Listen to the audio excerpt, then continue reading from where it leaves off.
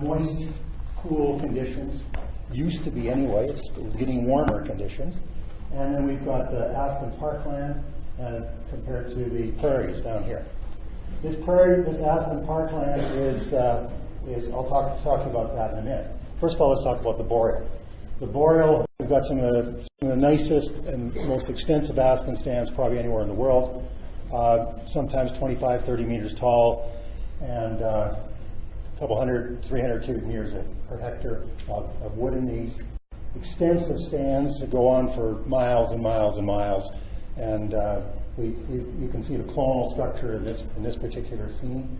So Boreal aspen is where most of the productivity that where we're trying to grow it, and after logging, or trying to fight it when people are trying to grow conifers.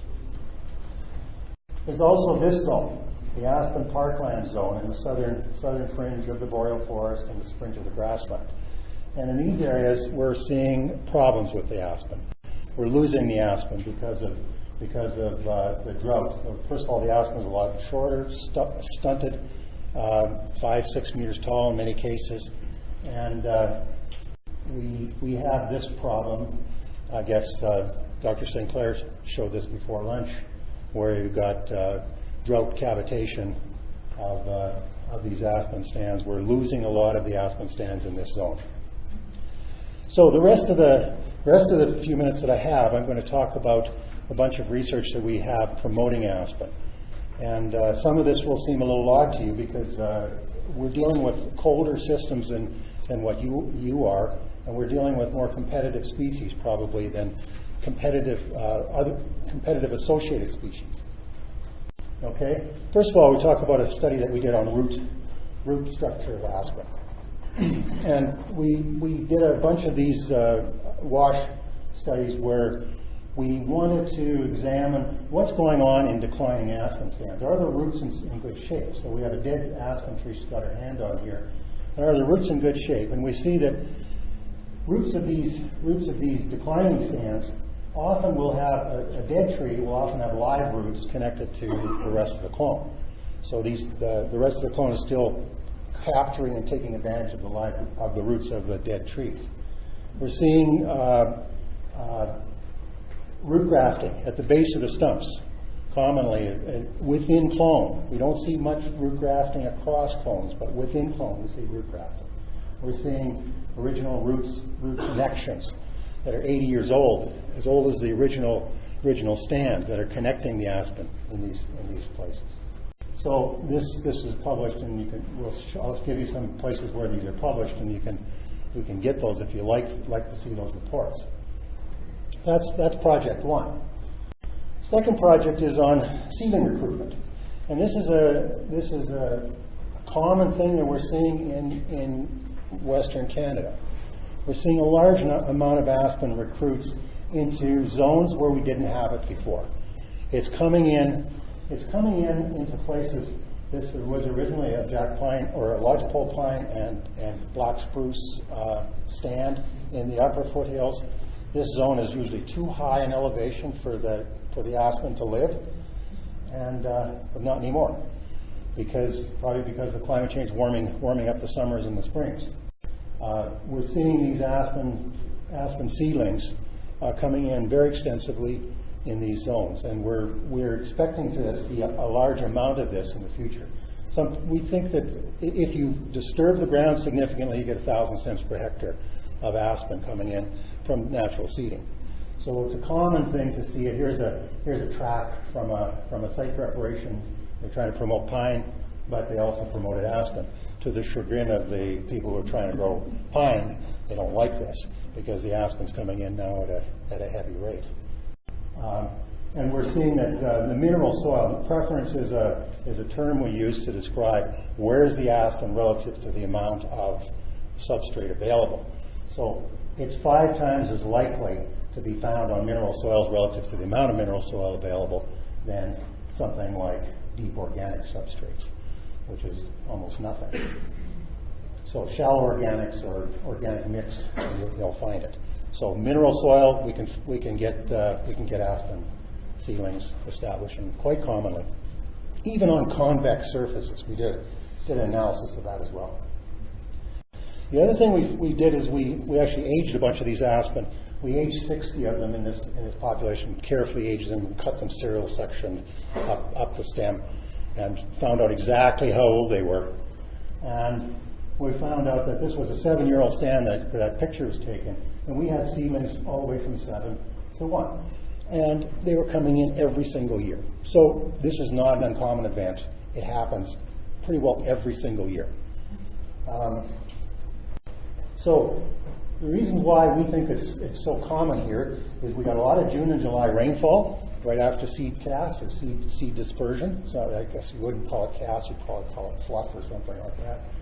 But seedlings were more likely to recruit on depressed microtopography, and the main message is we think it's spreading upslope into the Canadian Rockies from where it wasn't before.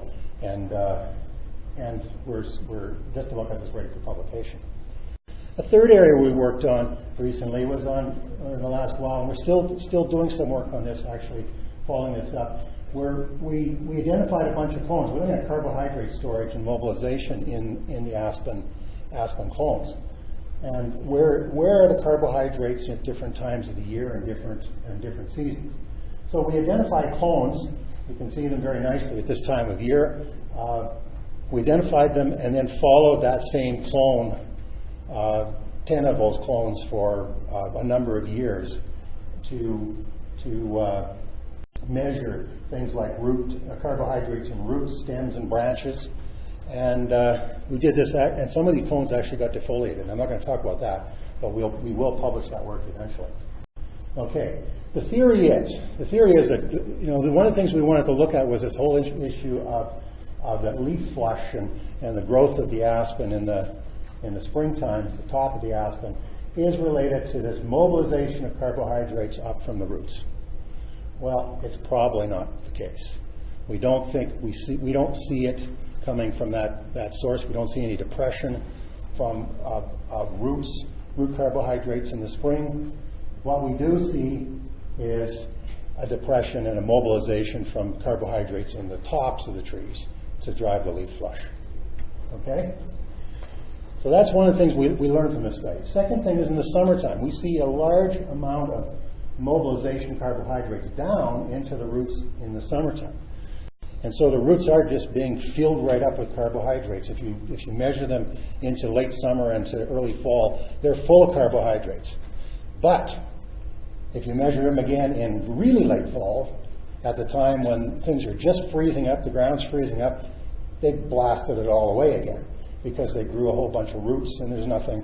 The carbohydrate reserves are pretty well right where they were at the beginning of the season.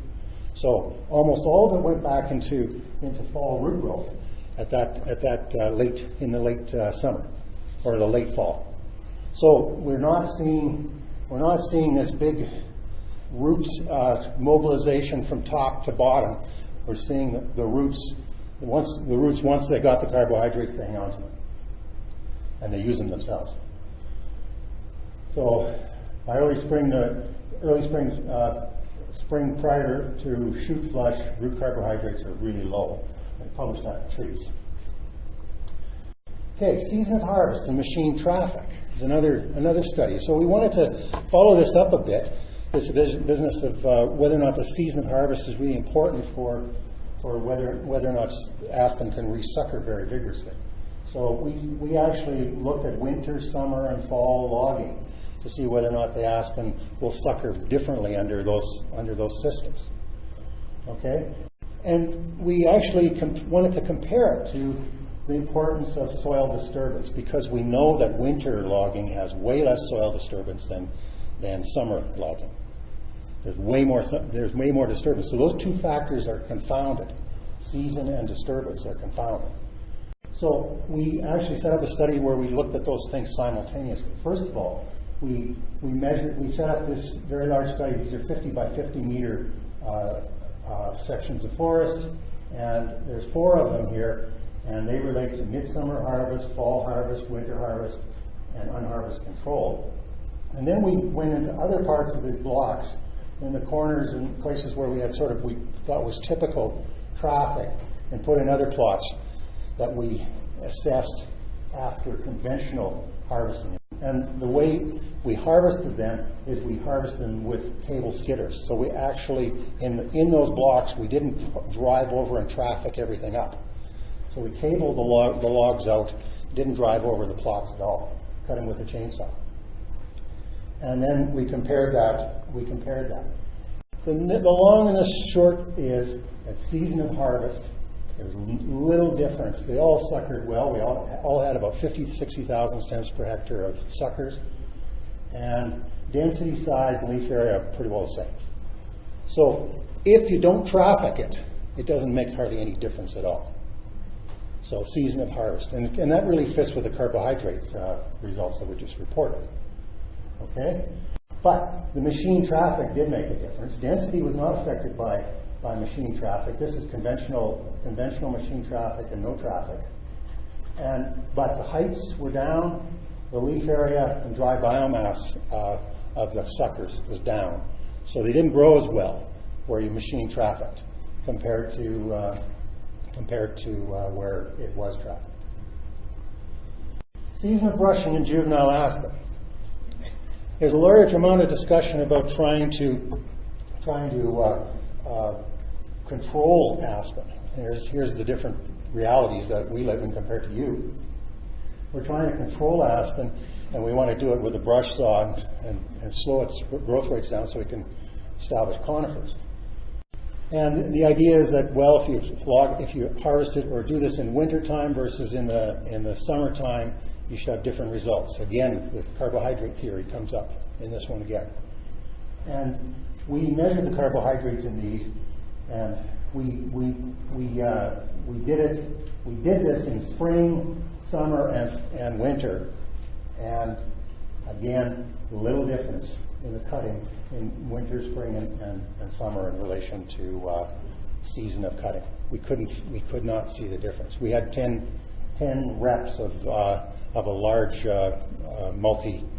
multifaceted experiment. Just published it in Forest Ecology and Management. But we did see this kind of thing.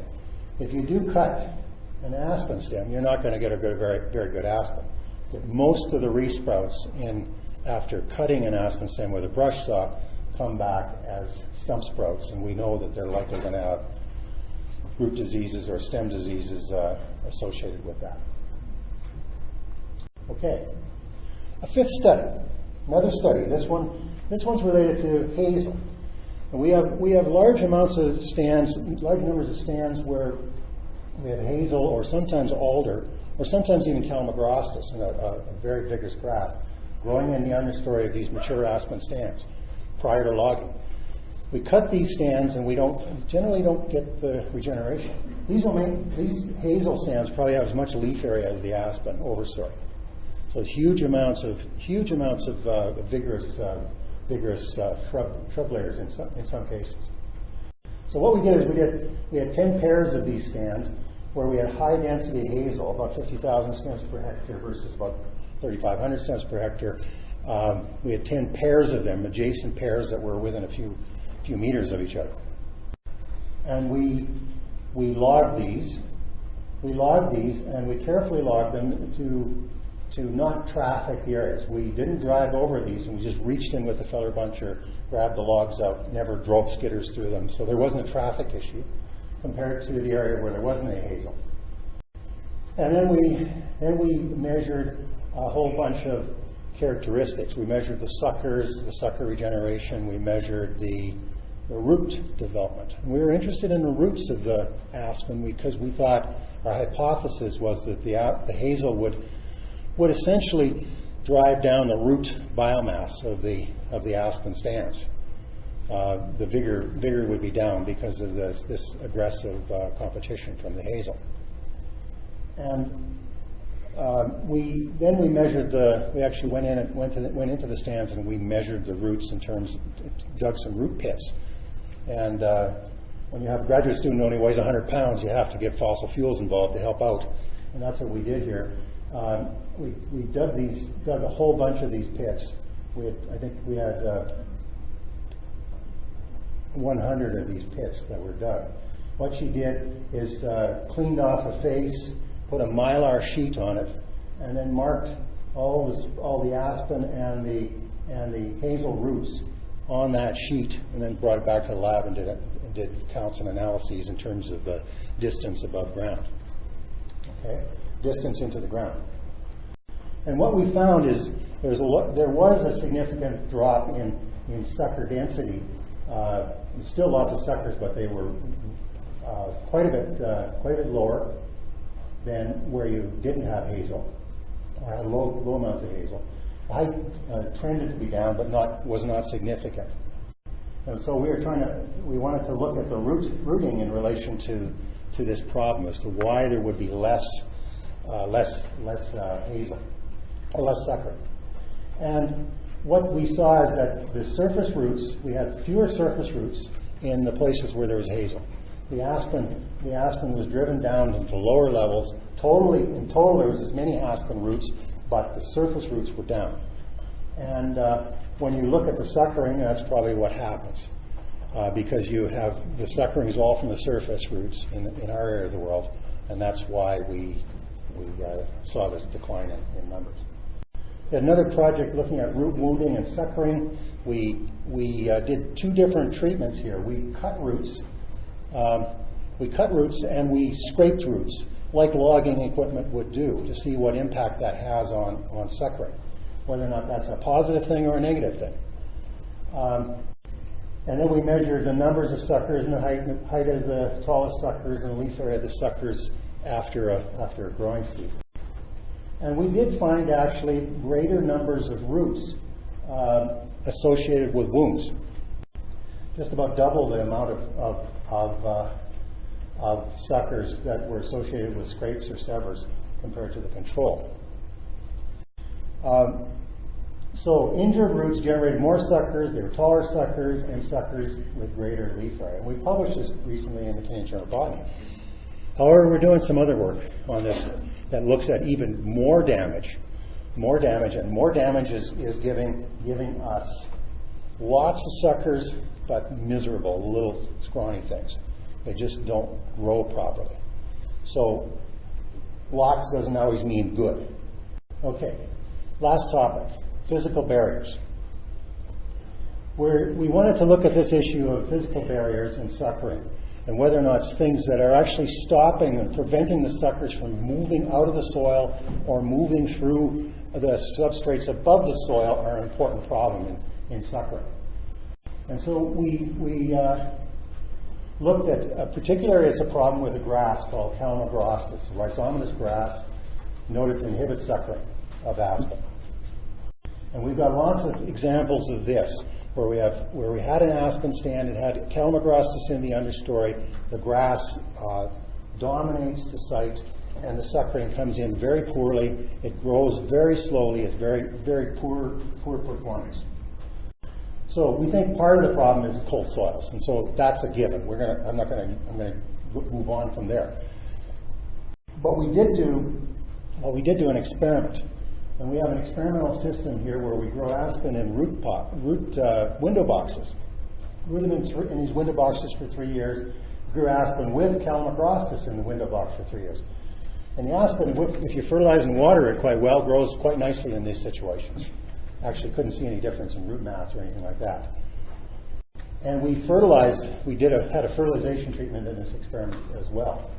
The main point I want to get across here is that the Calamagrostis really slowed down the suckering of the aspen in terms of its movement out of the soil, as well as its growth once it got out of the soil. And this is what essentially we had: numbers of suckers in relation to Calamagrostis, presence of Calamagrostis or no Calamagrostis, and there was fertilization or no fertilization. We have emerged suckers that actually got out of the soil versus suckers that were formed but never got out of the soil. Okay, so these suckers here are in the soil, they never make it out over a 50-day period after start. So they're still in there. If you add these together, there's no difference across any of the treatments. But there is a difference in terms of whether or not it's Calamagrostis or no Calamagrostis, in terms of the numbers that get out of the soil. Okay, just about here. The main thing that's going on, we think, is this: is that the dense sods and are acting as a physical barrier that are stopping this coarse, thick, fleshy aspen sprout from getting out of the soil. And we did the same thing. We did another experiment where we did it with aspen litter above the soil, and the aspen litter prevents the aspen from growing once it gets out of the soil. And it slows it down by 2 or 3 weeks. And that's a big deal in our part of the world where we have a very short growing season. Okay, no effects of numbers of suckers. Calamagrostis is a physical barrier, results in fewer suckers getting out, and Calamagrostis delayed emergence. The litter delayed emergence. And we're seeing the same problem on logging decks. Any places where there's a lot amount of slash and debris on the site, the physical barrier, we think, is very important. Okay? And here's some of the people who helped fund all this work. And if you've got any questions, I hope I got time for 1 or 2. Yes?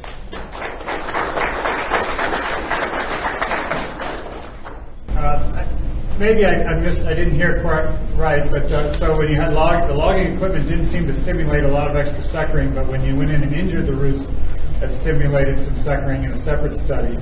When I've personally been on the ground in South Dakota, where I saw some logging equipment going up, there was mats of suckers coming up, and then we've also done in other parts of this region some root ripping and getting a lot of suckering.